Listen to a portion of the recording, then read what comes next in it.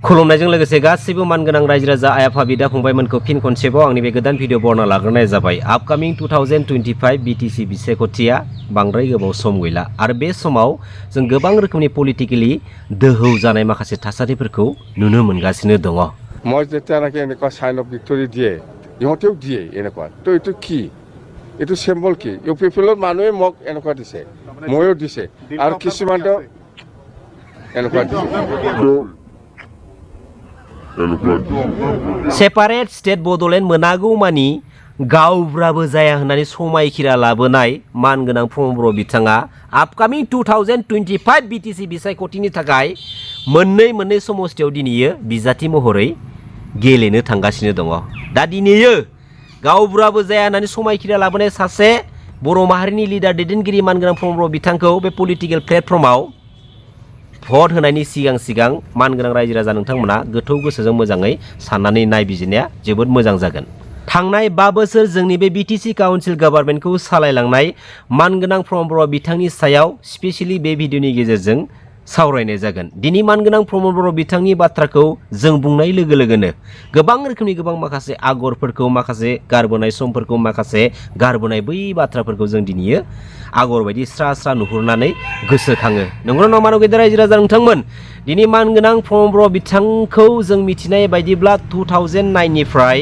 बर' माहारिनि माहारियारि आफाद दुलाराय बर' फरायसा आफादनि आफादगिरि बिबानखौ मोननो हादोंमोन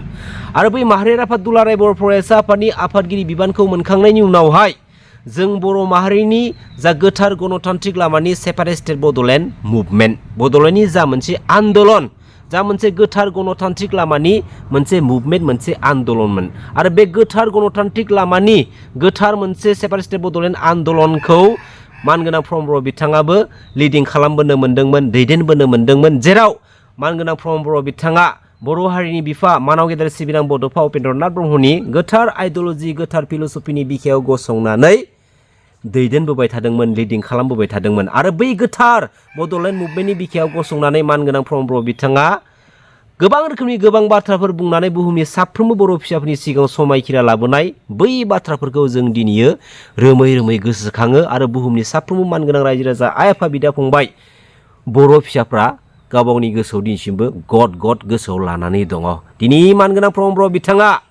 गोथार बड'लेण्ड मुभमेन्टनि बिखायाव गसंनानै बुहुमनि साफ्रोमबो बर' फिसाफोरखौ जा थगायबोनाय जा मोनसे समायखिरा लाबोनाय बै माखासे बाथ्राफोर बेखौ जों फोरमान मोनदों थांनाय 2027 जानुवारि BTR एग्रिमेन्टनि गेजेरजों आरो बे BTR एग्रिमेन्टखौ स्पेशली मानाव गेदेर NDB ब्रादार्समोननि प्रब्लेम इस्युफोरखौ नांनानै थानाय केसफोरखौ जायखिजाया A to Z जेंनाफोरखौ सुस्रांना होनायनि थांखियै मोनसे एग्रिमेन्ट मोनसे एकर्ड खालामनानै लाबोनाय जादोंमोन। दिनै मानाव गेदेर NDB ब्रादार्समोनखौ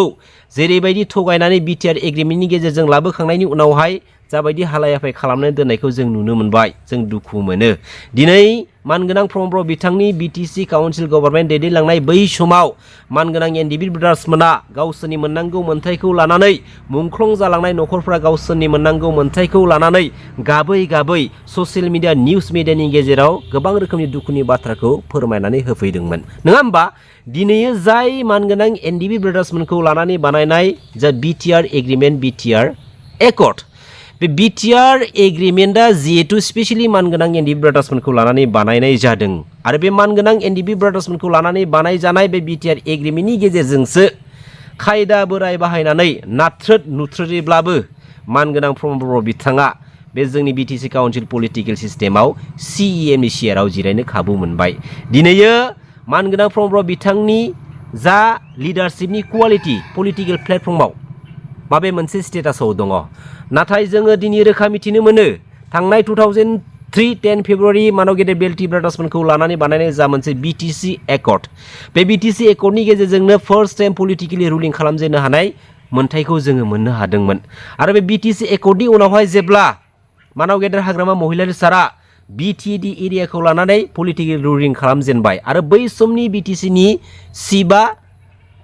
केबिनेट मिनिस्टार रेंकमोन आरो बै समनि BTCनि सासे EM आ स्टेट मिनिस्टार रेंकमोन नाथाय दिनैयो बै माखासे थाखानाय रेंकफोरखौ माखासे थाखानाय क्वालिटिफोरखौ BTR एग्रिमेन्टनि गेजेरजों खोमानानै लाबोनायखौ जों दिनै नुनो मोनदों। दिनै जोंनि न'आव थाखानाय माखासे पावार एन्ड फांसनफोरखौ स्क्रेप खालामनानै गावबा गावनि जा मोन्थाइफोरखौ दिनै लानानै दुगा दुगा रायजो राजाफोरनि सिगाङाव थाङै थाङै गोजोन सान्थिनि परिबर्तननि जा मोनसे डायलग मारि होबाय थादों आरो खुगायाव मा बुङो BTR government BTR government BTR government होनै होनै दिनै बुहुमनि साफ्रोमबो मानगोनां रायजो राजा आइ आफा बिदा फंबायमोनखौ आरो स्पेसियेलि जोंनि बे बर' माहारिनि बर' फिसाफोरखौ दिनै थगायबोबाय दिनै बिटिआरआ गभार्नमेन्ट नामा दिनै जिहेतु जों बिटिआर गभार्नमेन्ट होननायखौ बा माखासे जायगायाव बिटिआर जिअभि डट लिरनायखौ जों नुनो मोन्दों थारैनो जुदि बे बिटिआर गभार्नमेन्टआ बे भारत हादरनि संबिधानाव मोनथाय मोनमारनायमोनब्ला दिनै मानोथो बिटिआर जिअभिटि डट मानो लिरनो हाया गभार्नमेन्टआ जुदि मोनथाय मोनमारनायमोनब्ला जुदि सैथोमोनब्ला दिनैयो बिटिआर जिअभिटि लिरनो हागौमोन जिअभिटिनि जायगायाव टिखौ मानो लिरनो हायाखै मानो जिअभि डटल' लिरनानै दिनै दोनदों दिनै मानो गोहो मोनाखै बेफोरबायदि जोंनि बर' माहारिनि बर' फिसाफोरखौ थगाय थसि खालामनानै गावबा गावनि पलिटिकेल इमेजखौ हाइलाइट खालामलांनो सिमां आरो थांखि सुजुदोंब्ला मालाबाबो साक्सेस जानाय नङा दिनै जागायजेननाय समावनो जेरैबायदि थगायनायनि दोहौजों दिनै नाथ्रो नुथ्रै जाबायदि मोनसे पजिशनखौ लानो हादोंमोन जाय हानजाखौ दिनै लोगोसे लाफानानै दिनै पलिटिकेल रुलिं खालामदोंमोन बे हानजायानो दिनै बिसोरनि माखासे पलिटिकेल रुलिं सिस्टेमफोरखौ माखासे पलिटिकेल थामोनथानि माने डिसिप्लिनफोरखौ मोजां मोनैनि थाखाय दिनै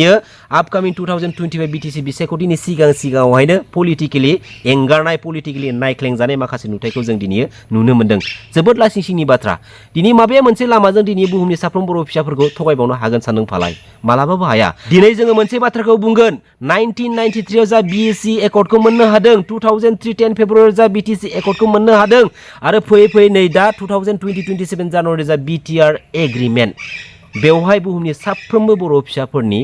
बिहोमा दङ आरो जोंनि बे 6 सिड्युलनि जा मोनसे मोन्थाय 90 फारिलाइयाव जिहेतु जोंनि बर' बिमा रावा मोन्थाय मोननो हादों आरो बे 6 सिड्युलनि मोन्थायखौ जों दिनै मिथिना लानाया मोजां दिनै मानाव गेदेर बिल्थि ब्रादार्समोनखौ लानानै बानायनाय जा बिटिसि एकर्ड बे बिटिसि एकर्डनि गेजेरजों दिनै 6 सिड्युलनि मोन्थायखौ जों मोननो हादोंमोन 6 सिड्युलनि मोन्थायखौ मोननो थाखाय जों दिनै हाजार हाजार बर' फिसाफ्रा गावबा गावनि बेसेन गोसा जिउखौ दान होनानै दिनै थै होनानैसो जों दिनै मोननो हादों नाथाय बै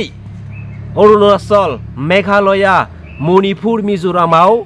6 सिड्युलखौ मोननो थाखाय बिसोरो थै होनाङाखै जों थै होनांदों खारन 6 सिड्युला हिल्स एरियानि थाखाय भारत हादरनि संबिधानाव मोनसे मोनखानाय फारिलाइयाव रोखा रोखा लिरनाय दङ आरो बे 6 सिड्युलनि मोन्थाया प्लेन्स एरियायाव मोना होननाय माखासे बाथ्राफोरा भारत हादरनि संबिधानाव रोखा रोखा लिरनाय दङ नाथाय मोनसे बाथ्राखौ गोसोआव लाखिनांगोन मानव गिदिर रायजो राजा आफा बिदा फंबायमोन जाय 6 सिड्युलनि मोन्थाया जोंनि बे प्लेन्स एरियायाव मोननायनि थाखाय कुनु जयगता गैया बे प्लेन्स एरियायाव मोनै 6 सिड्युलनि मोन्थायखौ थांनाय 2003 10 फेब्रुवारि बिटिसि एकर्डनि गेजेरजों जाय बिटिसि एकर्डखौ मानव गेदेर बिल्थि ब्रादार्समोनखौ लानानै बानायनाय जादोंमोन बै बिटिसि एकर्डनि गेजेरजों 6 सिड्युलनि मर्यादा 6 सिड्युलनि माखासे पावार एन्ड फांसनफोरखौ रोखा रोखा संबिधानाव दिनै भारत हादरनि संबिधाननि सिङाव लाजानानै दिनै लिरनानै लाबोनाय जाबाय जायनि थाखाय दिनै जों बर' माहारिनि सुथुर एन्टि बर' एन्टि ट्राइबेल हारिनि मास्टार माइन्डेड डार्टि माइन्डेड लिडार आरो पलिटिकेल लिडारफोरा जोंनि बे बिटिसि काउन्सिल आरो जोंनि बे बिटिसि एकर्डनि माखासे पावार एन्ड फांसनफोरखौ जोंनि 6 सिड्युलनि माखासे पावार एन्ड फांसनफोरखौ बिसोरो जोंनि बर' माहारिनिफ्रायनो साफा सानै लुबैसुला लांसुनिया लिडारफोरखौ दिनै बोजबनानै दाना होनानै दिनै जोंनि बर' हारिनि बिखानि सेथ्लायावनो बिसोर मोनसे गुबुंले बारहावा सोमजिनो थाखाय बिसोर थांखि आरो सिमां सुजुदों आरो बेनि मोनसे गोथां फोरमानानो जाहैबाय थांनाय बावैसो सान सिगाङावहाय बिजेपिनि बे दरं उदालगुरि डिस्ट्रिक्टनिफ्राय देरहालांनो हानाय एमपि दिलीप सयकिया बिथाङा मा बुंखो एमपि दिलीप सयकिया बिथाङा बुंलांबाय बे बिटिसिआव बा बिटिआर ओनसोलनि सिङाव हयथ'बा 6 सिड्युल थागोन हयथ'बा ट्राइबेल बेल्ट एन्ड ब्लक्सआ थागोन मोननै मालाबाबो थानो मोना होननानै आरो जुदि बिजेपि गभार्नमेन्टआ जुदि फैयोब्ला जोङो फैबाय थानाय समाव बिखौ रायलायनायनि गेजेरजों सावरायनायनि गेजेरजों माबा मोनसे बेबस्था लानाय जागोन बेफोरबायदि माखासे बाथ्राखौ मिडियानि गेजेराव बुंनानै होबाय दा बे समाव मोनसे सोंथिया बेरखाङो दिनै जायफोर बर' फिसाफ्रा बिजेपि पलिटिकेल पार्टिनि जानानै सापर्टिं रल अफ पलिटिक्सनि खामानि मावगासिनो दङ दिनै डेम'क्रेसियाव जों बयहाबो मोन्थाय दङ गावनि गोसो बायदि माबा मोनसे पलिटिकेल पार्टिखौ सापर्ट होनो हानायनि मोन्थाय दङ नाथाय अब्लाबो जाय बाथ्राखौ जाय एंगोलजों जाय टारगेटजों दिनै दिलीप सयकिया बिथाङा दिनै बुंलांबाय बे जोंनि बर' माहारिनि जोंनि बे ट्राइबेल हारिनि एखेबारे एगेन्स्टआ मोसनाव गसंथानानै बुंनाय मोनसे बाथ्रा आरो बे बाथ्राखौ बिजेपि पलिटिकेल पार्टिनि जानानै पलिटिक्सनि खामानि मावबाय थानाय जोंनि बर' माहारिनि बै माखासे बर' फिसाफ्रा जायफोर बर' फिसाफ्रा दिनै BJP आव दङ बिसोर स्पेसियेलि सिरियास लानांगौ। दिनै बे BJP पलिटिकेल पार्टिनिफ्राय जोंनि बे BTC काउन्सिल पलिटिकेल सिस्टेमाव साबैसे बर' सुबुंफोरखौ दिनै बिजाथि महरै फोसावखो, साबैसे बर' सुबुंफ्रा दिनै BJP पलिटिकेल पार्टिनि जानानै केन्डिडेट महरै दिनै गेलेनो सुजुग आरो सुबिदा मोनखो। दिनै जाय हारिया बै गारबोनाय जारिमिननि समनिफ्राय जोंनि बर' हारिनि जोंनि ट्राइबेल हारिनि सुथुरखा बिखौ जों जारिमिनाव रोखा रोखा नुनानैब्लाबो मिथिनानैब्लाबो गावबा गावनि लालसनि थाखाय गावबा गावनि माखासे मोनथायफोरनि थाखाय माहारिनि बेसेनखौ फाननो दाथां। माहारिनि मोनथाय थामोनथाखौ जेब्लाबो गोसो सिङाव गोरबोआव लाखिनानै नों जेरावखि थायाथों मानो नोङो जेब्लायबो माहारिनि सन्मान माहारिनि गोथार महर मुस्रिखौ नोङो जेब्लायबो सिगाङाव मान होनानै नोङो लामा हान्थिनो नोङो नाजालांनांगोन, नों लामा हान्थिनो नोङो रोंनांगोन। लोगोसे बे भिडिअनि गेजेरजों मोनसेल' बाथ्रा बुंगोन, बर' माहारिनि मोनसे आद्रा जानानै थानाय जा सिमां आरो थांखि सेपारेटिस्ट बड'लेण्डखौ लानानै आरो बे समाव बे पलिटिकेल प्लेटफर्मा बर' माहारिनि साफ्रोमबो बर' फिसाफोरनि थाखाय मोनसे इम्परटेन्ट पार्ट जानानै फैबाय। जिहेतु मोनसे इम्परटेन्ट पार्ट जानानै फैबाय, बे मोनसे पलिटिकेलि इम्परटेन्ट पार्टखौ जोङो माबोरैहाय डिसिप्लिन मेनटेन खालामलांनानै जोंनि बर' माहारिनि आद्रा जानानै थानाय सिमां आरो थांखि सेपारेटिस्ट बड'लेण्डखौ लानानै बे सेपारेटिस्ट बड'लेण्डखौ बे पलिटिकेल प्लेटफर्मनि गेजेरजों जोङो साक्सेसफुल खालामनानै लाबोनो हागोन नामा, बेनि माखासे इम्परटेन्ट थांखि आरो एजेन्डाखौ बर' माहारिनि जेसेबांखिनि इन्टेलेक्चुवेल लिडार्सफोर दङ ज' जाजाय जानानै दिनै सावरायनायनिसो सम। दिनै माखासे पलिटिकेल इस्युखौ लानानै नांलायबाय थानांगौनि खुद्रिलायबाय थानांगौनि जेबो गोनांथि गैया। आरो जायफोर सुबुंफोरा दिनै पलिटिकेल इस्युखौ लानानै खुद्रिसारदों, खुद्रिलायबाय दं, सोंखारिलायबाय दं, बैफोर सुबुंफोरा पलिटिक्सआवनो जा जिखुनु सामाजिक बिथिङावनो जा बिसोर जेरावबो थानो समाया। आरो बेफोरबायदि सुबुङा बेफोरबायदि आखलनि मानसिफोरा जायखिजाया स्टेजाव थानानै माबा मोनसे बिबानखौ लानानै खामानि मावनो सुजुग आरो सुबिदा मोनबाय थायोब्ला बैफोरबायदि सुबुंनि थाखायनो बर' माहारिनि जा जेनेरेसन बे जेनेरेसनाव मोनसे गुबुंले बारहावाया सोमजिनो सुजुग आरो सुबिदा मोनगोन। बेखायनो जों दिनै जिहेतु फोरमान मोनदों, जों जिहेतु दिनै नुखा खोनाखा माखासे बाथ्राफोरखौ जोङो हमदांनो हादों, बेवहायनो जों गासैबो एलार्ट जानानै बै माखासे गोसोम गोसोनि अहंकार गोसोनि गुनजेत आखुनि लुबैसुला आखुनि लोरबां गोसोनि बर' लिडार्सफोरखौ जोङो दिनै खनसेयावनो गाख्लायनानै दोनखानांगौ। गोजोन्थों, खुलुमबाय, जै बर' हारिनि, जै बर' बिमानि।